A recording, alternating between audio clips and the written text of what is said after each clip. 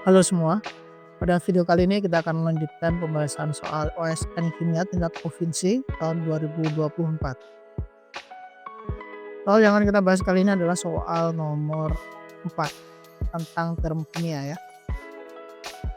Poin soalnya ada banyak, tapi kita fokus dulu pada poin A dan B. Kita baca dulu soalnya.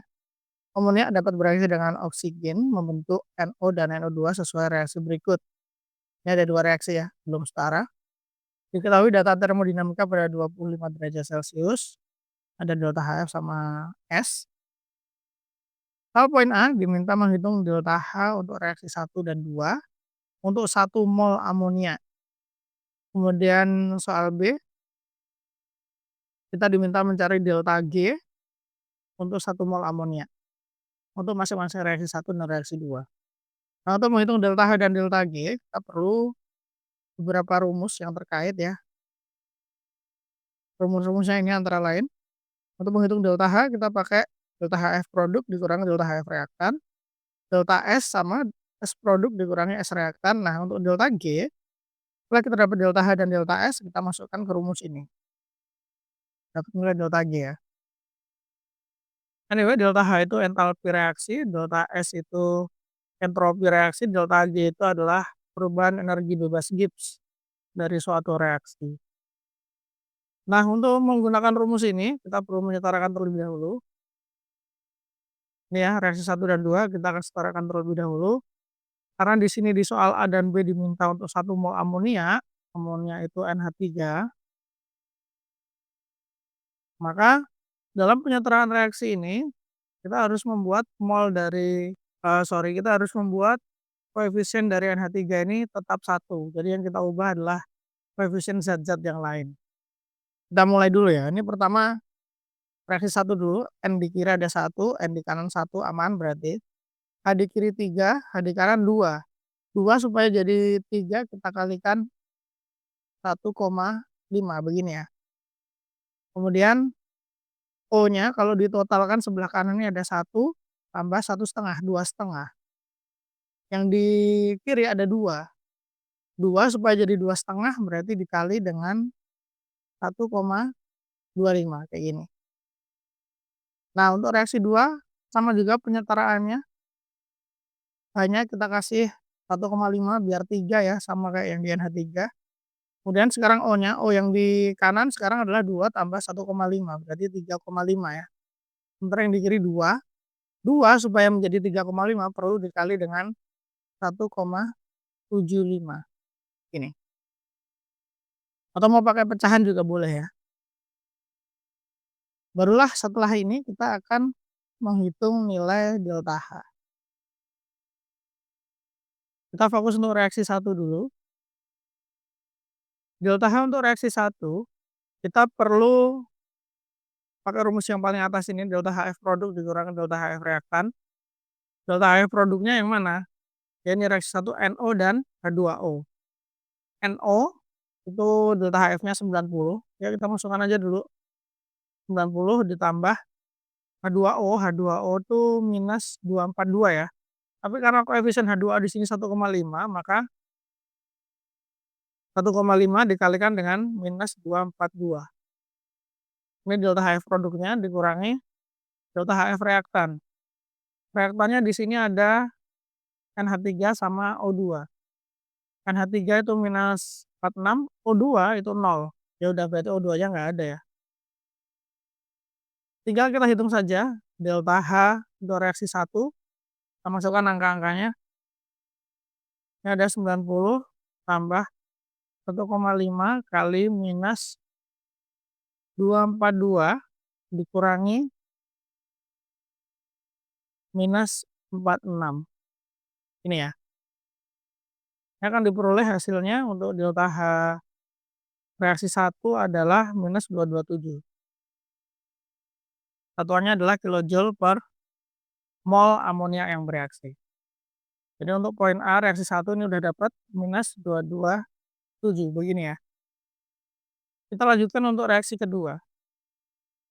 Caranya sama.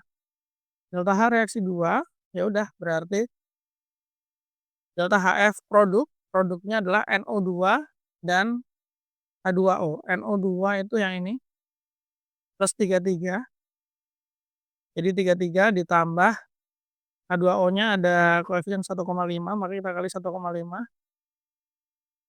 242 ya H2O ya. Oke. Dikurangi amonia sama oksigen. Amonia minus 46, oksigennya 0. Ya sudah, berarti ini yang amonia saja. Sama langsung saja kita hitung delta H pada reaksi 2. 33 tambah 1,5 dikali minus 242 dikurangi minus 46. Hasilnya adalah minus 284 kilojoule per mol. So, poin A, reaksi 1 dapat, reaksi 2-nya juga sudah dapat.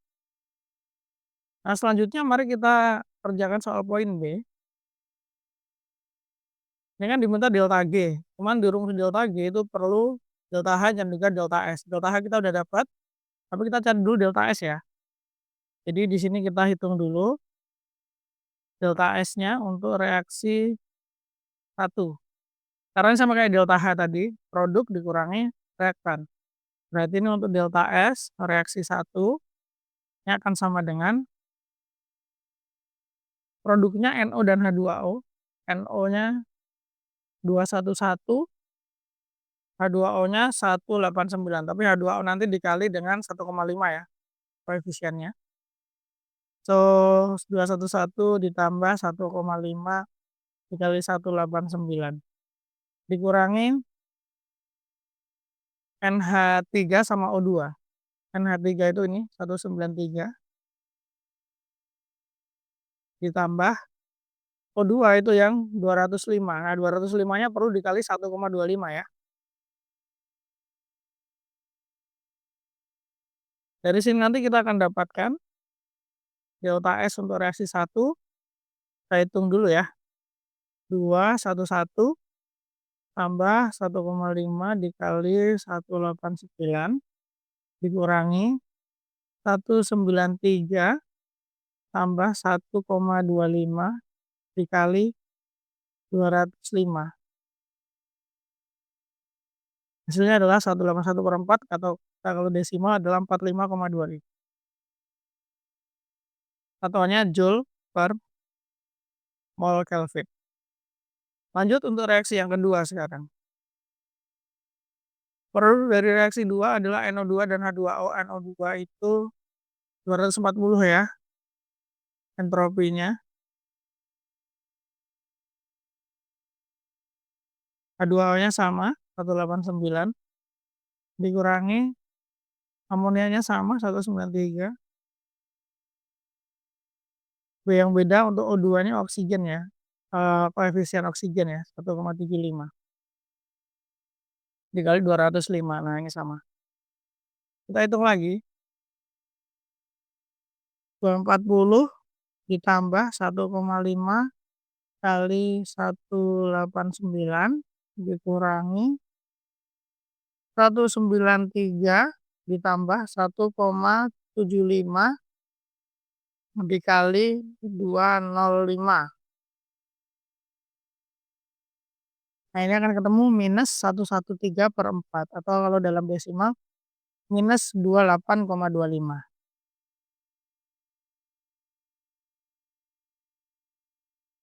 Delta S-nya ketemu, sekarang kita akan hitung delta G untuk masing-masing reaksi. Ini untuk reaksi 1 dulu ya, berarti delta G reaksi 1 itu adalah delta H dikurangi T delta S. Delta H reaksi 1 adalah ini, minus 227 karena ini kilojoule, ini yang diminta kilojoule ya, oh ya udah berarti nggak usah diubah satuannya. Dikurangi T kali delta S. T itu adalah suhu ya, ini 25 derajat Celcius, kita jadikan Kelvin dulu. 298 dikali delta S. Delta S reaksi 1 adalah ini, 45,25. 45,25 ini masih joule, maka kita ubah ke kilojoule jadinya 0,04525. Ini ya. Dari sini nanti kita akan dapat delta G reaksi 1 minus 227 dikurangi 298 kali 0,04525. Hasilnya adalah minus 240,48 gitu aja ya. Totalnya kilojoule per mol. Nah, ini untuk delta G pada reaksi 1. Sekarang kita hitung yang reaksi 2. Saya tuliskan di sini aja. Delta H untuk reaksi 2 yang ini minus 284 dikurangi suhunya 298 dikali entropinya yang ini, delta S-nya. Kita jadikan kilojoule dulu dibagi 1000 minus 0,2825. Minus 0,02825. Dari sini kita bisa dapatkan delta G pada reaksi 2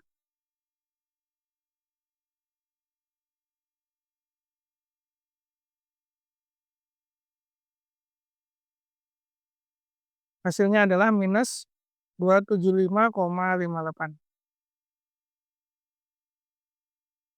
kilojoule per mol. Oke, untuk poin A dan B sudah selesai. Kita lanjutkan ke poin soal berikutnya. Soal poin C ya. Sifat kespontanan reaksi di atas adalah, ini reaksi 1 sama reaksi 2, sifat kespontanannya seperti apa.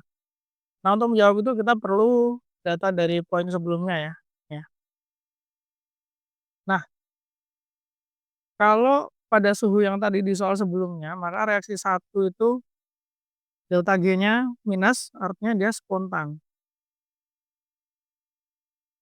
Reaksi 2, delta G-nya juga minus, berarti spontan juga. Tapi kan ini pada suhu 25 derajat Celcius. Nah, mungkin kita bisa mengevaluasi pada suhu berapa reaksi 1 spontan, pada suhu berapa reaksi 2 spontan. Ya sudah, tinggal kita pakai syarat kespontanan. Syarat kespontanan reaksi itu adalah kalau delta G-nya kurang dari 0 atau negatif. Ya sudah, berarti kan untuk reaksi 1 dulu, kita bisa mengevaluasinya seperti ini. Supaya delta G kurang dari 0, berarti delta G itu kan delta H minus T delta S. Kurang dari 0. Ini ya. Kemudian delta H-nya itu kan minus 227. Minus lagi T dikali delta S-nya. Tadi delta S-nya untuk reaksi 1 adalah 45,25 ya. Yang ini. Tapi kita jadikan kilojoule jadinya 0,04525. Supaya kurang dari 0 gini ya. Berarti kan T itu kan suhu pada Kelvin. Kalau kita masukkan seperti ini, maka berapapun nilai T-nya, ini kasih keterangan dulu. T itu dalam Kelvin, di mana Kelvin itu suhu terendahnya adalah 0 Kelvin. Kalau tertingginya nggak ada batasnya. Jadi nggak ada tuh minus suhu Kelvin tuh nggak ada. Jadi paling rendah adalah 0.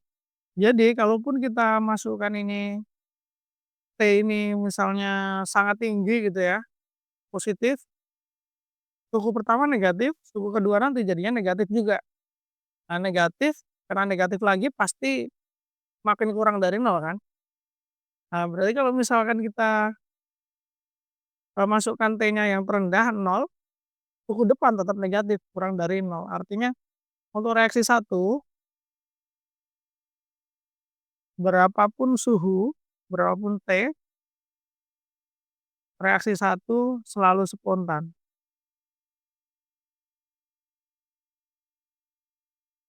Seperti ini. Nah, sekarang kita analisa untuk reaksi 2. Sama prosedurnya, delta G kurang dari 0. Delta G itu adalah delta H minus T delta S. Delta H untuk reaksi 2 itu adalah -284. Dikurangi T-nya berapa, delta S-nya kita cek di soal sebelumnya, ini ya -28,25 Joule per mol Kelvin, kita ganti kilojoule jadinya 0,02825, minus 0,02825, kurang dari 0. Nah, ini kalau kita operasikan gitu ya, kita akan dapat suku depannya tetap -284, nah tapi yang ini minus T dikali minus 0,002825, jadinya plus T gini ya, kurang dari 0. -284-nya bisa kita pindah ruas jadinya 0,02825 T itu kurang dari 284. Nah, ini T-nya adalah 284 dibagi 0,02825. Berarti kita dapat T itu akan kurang dari 284 dibagi 0,02825. 10.053.